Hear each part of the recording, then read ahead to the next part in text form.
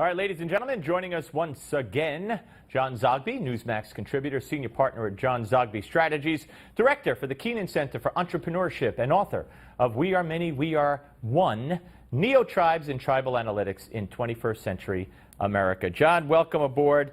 I got to tell you, I was disappointed in Trump yesterday at his rallies. Instead of taking on the issues, instead of reading from the emails, the Wikileaks and all that, the indicting stuff against people, Hillary and the team around her, he's talking about the election is illegitimate, it's being rigged, it's being stolen. I just wish he would stop that already. What do you make of that? How does that move the polls, if at all, in your view? It doesn't move the polls at all. What it does is it revs up the base. But it's very dangerous, Steve. I mean, we live in a democracy, and essentially, you have to have winners and losers have to step by. And, if Donald Trump is revving up his base, my fear is that should he lose, this base becomes uncontrollable on his part, and that's just not a good sign. We do need governance, whether we like it or not. What do you mean uncontrollable? I mean rioting in the streets. I mean a lack of acceptance. Come on. I mean, John, the media coverage. Now, Al Gore accepted the decision by the Supreme Court, although he disagreed with it. But the media went on and on and on and on and on that George W. Bush was an illegitimate president. The radical left went on and on and on that he was an illegitement president for years to this day.